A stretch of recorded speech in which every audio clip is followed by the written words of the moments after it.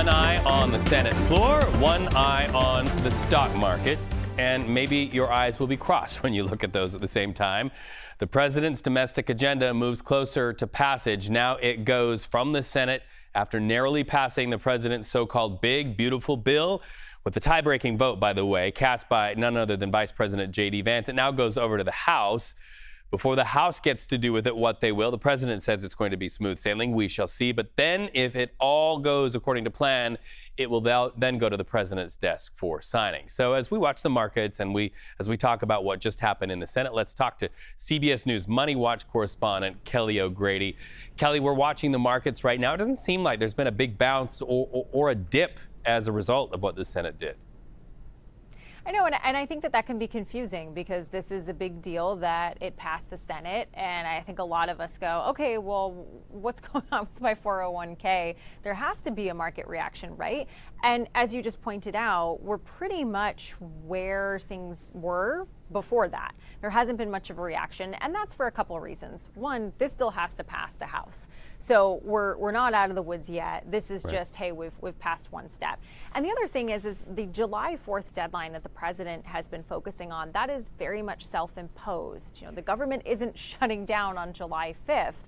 There's still runway. And so you often see the markets move when it comes to these big budget bills because there is a looming shutdown or something major that there is going to be an immediate impact if action is not taken. We're not there at this point. And so that's why you see investors not reacting much either way. I sort of juxtapose this against a tweet or a post that comes out and it changes tariff policy. You do often see investors react pretty viscerally when something like that happens. And that's because there is a very tangible, clear impact of, oh, this will cost X more if I'm getting it from this country. And that really does impact a company's bottom line. This bill that we're talking about, there's going to be impacts to the American people when it comes to taxes and other areas, but that direct impact on businesses is not as clear as a new tariff policy. And so that's sort of why you see a huge impact there, not as much impact on the markets today. You were talking about social media posts there in relation to tariffs, but girl, did you see the post overnight between President Donald Trump and none other than business titan Elon Musk?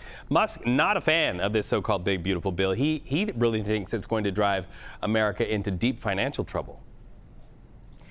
I do like to get the popcorn when these two get going in such a public way, but that has impact on stocks, right? I mean, I'm sure you looked at Tesla. That's down today because we are seeing this back and forth. I mean, Elon Musk, who was head of Doge for a while there, was really focused on reducing that government deficit, does not like what this bill is going to do in terms of spending, whereas the president is fighting back and saying, well, you're just upset because this impacts your EV mandate, and even suggested that Doge should investigate some of the subsidies that Elon Musk companies like SpaceX and Tesla are getting. And of course, investors see that and they don't like that. And so that's why you are seeing the Tesla stock. Last I checked, it was down over 4%. It's kind of been hovering anywhere down between 4 and 6%. They don't love the idea of less money coming into their company, and they also don't love the idea of these two titans at odds.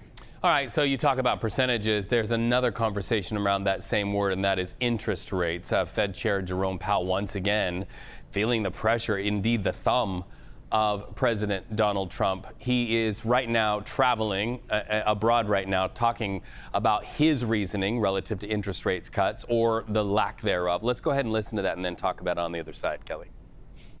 In effect, we went on hold when we saw the size of the tariffs and essentially all inflation forecasts for the United States went up materially as a consequence of the tariffs. So we didn't overreact. In fact, we didn't react at all. We're simply taking some time. As long as the U.S. economy is in solid shape, we think the prudent thing to do is to wait and learn more and see what those effects might be. So we know a lot of world leaders in the economic space were listening there, right there in the same room. And President Donald Trump seems to want to signal that he's looking to other world economies for why Powell should lower interest rates.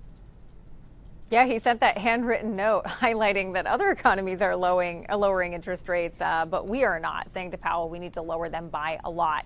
I think that this is really interesting what we heard from Powell today. What it essentially confirms, which he hinted at in that press conference at the Fed meeting last month, that we would have seen lower interest rates if it were not for this wild card of tariffs. But I zero in the clip that you just played, the last sentence that he said, I'm paraphrasing here, but essentially, if the economy stays in a good spot, if things are okay, then we're going to wait and see.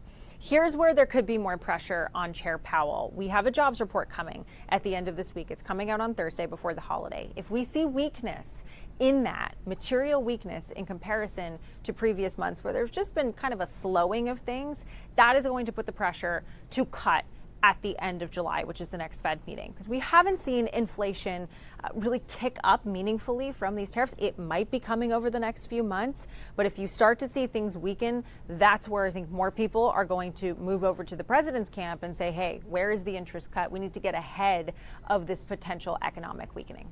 Well, and a lot of people thought that we would have a couple of more interest rate cuts, but look, we're halfway through the year now, and they are yet to happen. Kelly, we know you're watching it, my friend.